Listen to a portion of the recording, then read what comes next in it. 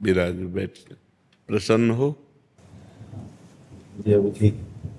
हाँ, नहीं, ठीक ही रहना चाहिए। हम आपको अपने प्रभु का विधान बताते हैं थोड़ा सा। जब प्रभु किसी पर कृपा करते हैं, ये वैभव मिलना कृपा नहीं है, ये पुण्य है। पुण्य से एक घोर पापी को भी देखो, पाप करके भी उनका कोई पुण्य है जिससे वो सुकृत बल, पूर्व के सुकृतवश चल रहे हैं, नया पाप है। ये वैभव बढ़ना या यश बढ़ना, ये भगवान की कृपा नहीं मानी जाती। भगवान की कृपा मानी जाती है अंदर का चिंतन बदलना, जिससे आपके अनंत जन्मों के संस्कार भस्म होकर और अगला जो है वो बड़ा उत्तम होगा। अंदर के चिंतन से होता है, बाहर से कुछ नहीं होता। महत्व अंदर का चिंतन। अच्छा, अंदर का चिंतन हम लोगों का स्वभाव बन गया बहिर्मुखी। बहिर्मुखी मतलब बाहर, बाहर यश कीर्ति लाभ विजय, इससे हमको सुख मिलता है। अंदर से कोई मतलब नहीं रखता कोई, कोई विरला ही अंदर से। अब क्या होता है, भगवान जब कृपा करते हैं तो संत समागम देते हैं, फिर दूसरी जब कृपा होती तो विपरीतता देते हैं, और फिर अंदर से एक रास्ता देते हैं। ये मेरा रास्ता है, ये परम शांति का रास्ता है, ये शांति का रास्ता नहीं। भगवान वो रास्ता देते हैं और जीव को अपने पास बुला लेते हैं। बिना प्रतिकूलता के संसार का राग नष्ट नहीं होता। किसी को भी वैराग्य होता है तो संसार की प्रतिकूलता देखकर वैराग्य होता है। सब कुछ हमारे अनुकूल है तो हम आनंदित होकर उसका भोग करते हैं। जब हमारे ऊपर प्रतिकूलता आती है तब ठेस पहुंचती है कि इतना झूठा संसार, तो अंदर से भगवान रास्ता देते हैं। ये सही है। भगवान बिना प्रतिकूलता के इस संसार को छुड़ाने का कोई भी औषधि नहीं रखी। आज तक जितने बड़े महापुरुष हुए हैं, जिनका जीवन बदला है, उनको प्रतिकूलता का दर्शन करके बदला है। तो कभी प्रतिकूलता आए तो उस समय आनंदित हो कि मेरे ऊपर अब भगवान की कृपा हो रही है। धा है, ये रस देने वाली वस्तु है। तो हम राधा राधा राधा राधा, मतलब आप ये समझो कि हमारी इतनी तार्किक बुद्धि रही, हमारी श्रद्धालु बुद्धि नहीं रही। सन्यासी की जो बुद्धि होती है वो तर्क प्रधान होती, कसौटी पर कसने पर।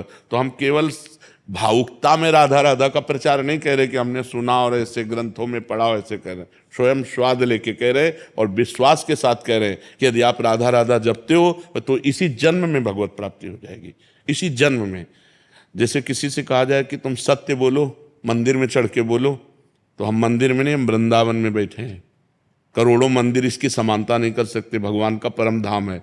अगर राधा राधा नाम चल रहा है तो इसी जन्म में भगवत प्राप्ति हो जाएगी। हमारी आखिरी श्वास यदि राधा, तो मुझे श्री जी की प्राप्ति, भगवान की प्राप्ति हो जाएगी। इसमें कोई संशय नहीं, और किसी साधनों की कोई आवश्यकता नहीं। आप केवल अंदर ही अंदर चलाइए और लिखिए। देखो, हम जो कह रहे हैं उसको समझो। बहुत अधिक नाम जपने की हमें चेष्टा नहीं करनी, कम संख्या हो लेकिन मन लगा करके हो।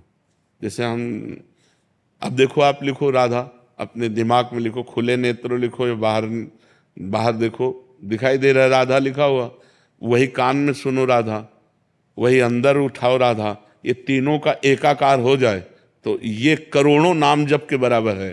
देखो, जैसे हम बोला राधा, ऐसे हम 1000 राधा नाम बोले तो हम बोला राधा, ये उपांशु है, इसे उपांशु कहते हैं।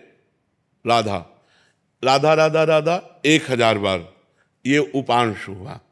अब ये ऐसे उपांशु हम 10,000 बार जप करें, अंदर देखते हुए बोले राधा, उपांशु 10,000 बार नाम जप करने का फल एक बार मानसिक में है।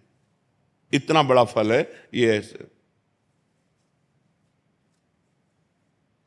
राधा राधा राधा चल रहा है, नेत्रों से हम उसे देख रहे हैं, कानों से उसे सुन रहे हैं। आप देखना कि अगर मन भगेगा तो आप लिख नहीं पाओगे राधा नाम, अगर लिख रहे हो तो मन भगेगा नहीं। तो चाहे 10 बार लिखो, 100 बार लिखो, लेकिन एक अभ्यास बनाओ ऐसा कि कुछ समय शांति से स्नान आदि करके बैठ गए और राधा राधा लिख रहे हैं, उसी का चिंतन कर रहे हैं। इसे अपना जीवन बना लो, फिर आप परिणाम में खुद देख लेना। कोई घाटे का सौदा तो है नहीं। ठीक है, ये सखी को दे दे, ठाकुर शिव जी की है। ये